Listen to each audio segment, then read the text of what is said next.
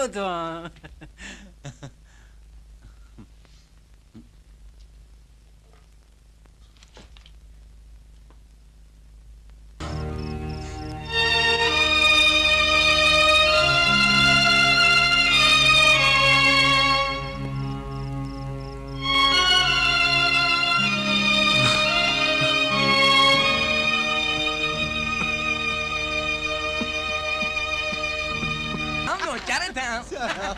تو کجایی بسر؟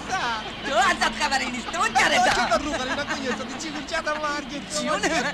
چیگون کردی؟ گذشت مال بابا بزرگاست گل پوچ گله پوچ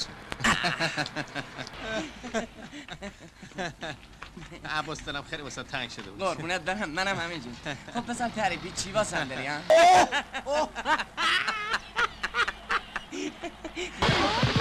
دختری کیه؟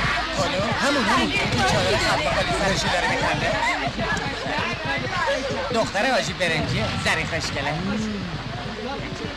نه بابا عجب بزرگ شده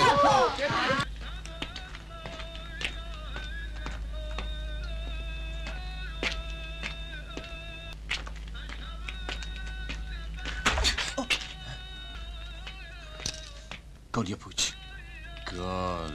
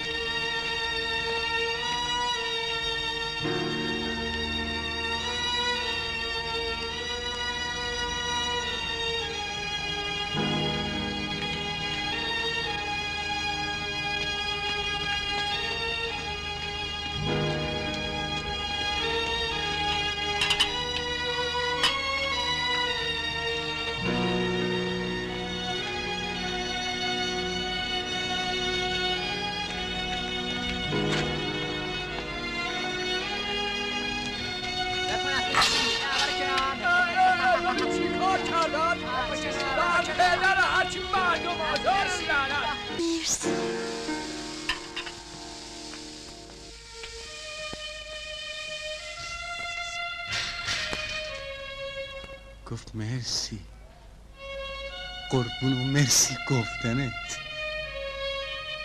برای خدا بهش میگم میخوام دوستت دارم زری اینو عباس شاخانم میدونه نه اینجوری خیلی بهش میگم ما خاکتیم نه بابا خاکتیم چیه باز یه چیز قلمبه یه چیز عشقی بهش بگم که کیف کنم بهش میگم که نوکرت زری منو که میبینی پاک نوکرتم نه این ریختی بده اول بسم الله که وابدم سوارم میشه خدای تا چی بهش بگم الان میاد یک کلم نتونستم عبر کنم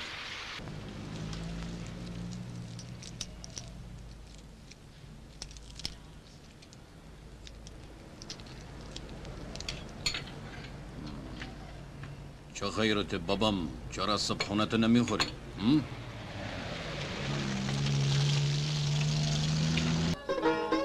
تو فکری؟ تو فکرشم تو فکر کی؟ خاطرخواه شدم عباس این که اعضا نداره قاسم سیاه زری خوشگله دختر حاجی برنجی خیلی راست عباس خیلی راست پنجشنبه عقدش میکنم عباس دیگه هیچ راهی نمونده الا اینکه بدوزمش جدی میگی قاسم؟ آره به امام اشتم میدوزمش یعنی میشه یه جوری دری به تخته بخوره ما هم یه روزی سر و سامون بگیریم خدا رو چه دیدی؟ بذار تصدیقمو بگیرم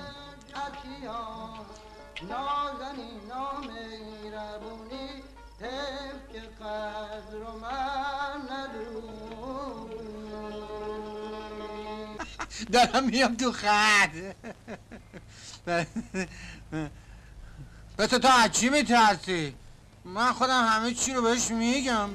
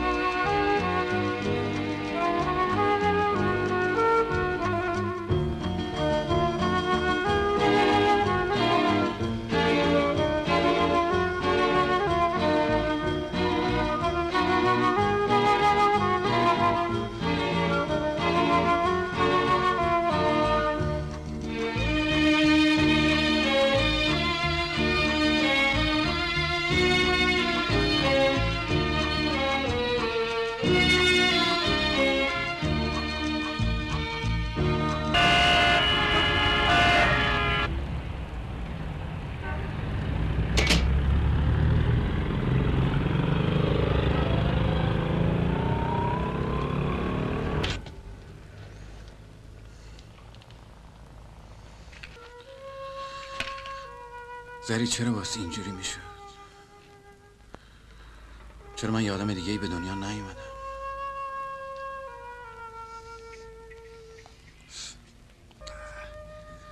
چه شب و روزایی نکبتی داشتم. حسرت یه لقمه نون، یه پول سیاه به دلم مونده بود. میخواستم خوشبختت کنم، میخواستم. خب قسمت این بود، دیگه نمیتونیم با هم باشیم. و همونطور که از خونت اومدی همونطورم برمیگردی. من بی تو بر نمیگردم قاسم. من دیگه تو رو تنها نمیذارم. دوست دارم. فدات شم. شاید این آخرین ساعتی باشه که ما هم هستیم. هیچی نگو قاسم.